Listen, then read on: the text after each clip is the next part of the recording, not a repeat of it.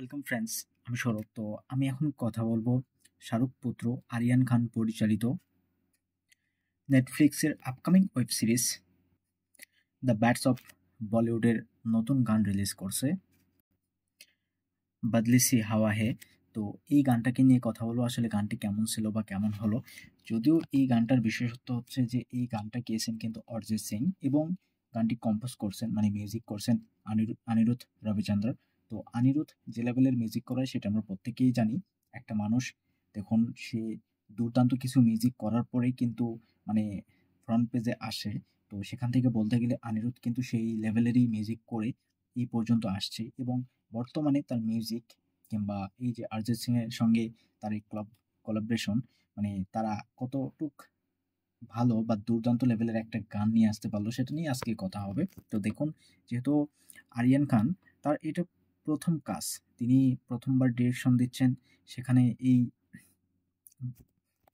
সিরিজটাতে বেশ কয়েকটা বড় বড় মুখ কিন্তু আমরা দেখতে পাবো, যেমন ববি দেওল এই সিরিজটাতে থাকবে, তাকে আমরা দেখতে পাবো। এছাড়া বেশ কিছু বড় বড় মুখের কিন্তু আসলে ক্যামিও থাকবে, যার মধ্যে সালমান খান একজন। সালমান খানের কিন্তু একটা ক্যামিও থাকবে।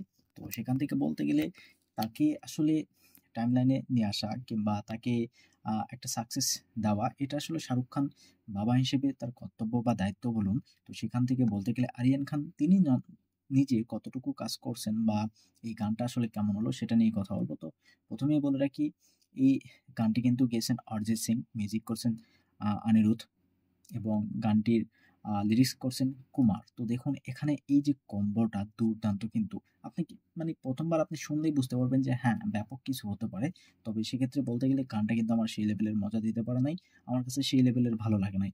আমার সবচেয়ে পছন্দ যে অরিজিৎ সিং, প্রীতম কিংবা এ আর রহমান, এই যে কম্বোগুলো, মানে এদের থেকে আমরা যে দুর্দান্ত কিছু গান উপহার পেয়েছি, এই কথাটা আমাদের মনে থাকবে বা সেই গানগুলো শুনলে আমাদের এদের কথা মনে হবে, যেটা আমরা প্রত্যেকেই জানি। তো সেখান থেকে বলতে গেলে অনিরুদ্ধ ভাই, সে আগে ভালো মিউজিক করতো, এখনো ভালো মিউজিক করে, কিন্তু আগের যে লেভেলটা ছিল সেই লেভেলকে জীবনে সে আর ম্যাচ করতে পারবে না। এটা আমরা প্রত্যেকেই জানি যে ইতিহাস একবারে হয়, বারবার সেম ইতিহাস কিন্তু ফিরিয়ে নিয়ে আসা যায় না, নতুন করে ইতিহাস আবার লিখতে হয়। সেখান থেকে বলতে গেলে অনিরুদ্ধ মানে তার ক্যারিয়ারে যে মিউজিকগুলো দিয়ে দর্শকের মন জয় করছে, সেখান থেকে মানে সেইখানে পৌঁছানো এতটা সম্ভব না। বাহুবলী দেখুন, একটাই বাহুবলী আপনি নতুন করে আবার করবেন বা করতে যাবেন, সেটা অসম্ভব, ইম্পসিবল। তো সেখান থেকে বলতে গেলে অনিরুদ্ধ, এখানে তার মিউজিক আমার একদমই পছন্দ হয়নি।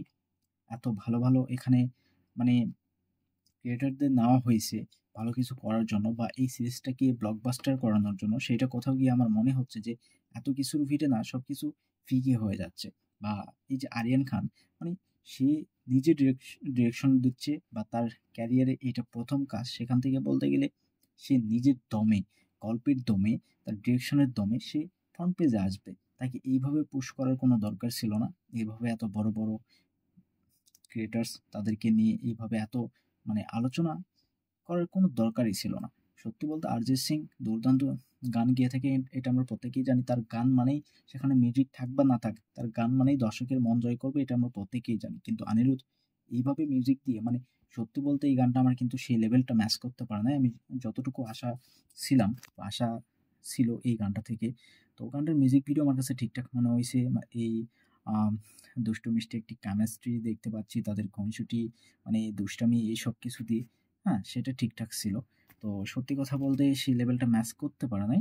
এই গানটা আপনাদের কতটুকু কেমন লাগছে অবশ্যই কমেন্টে জানাবেন। ভিডিও ভালো লাগলে একটা লাইক করবেন, শেয়ার করবেন, এই চ্যানেলটা সাবস্ক্রাইব করবেন। ধন্যবাদ।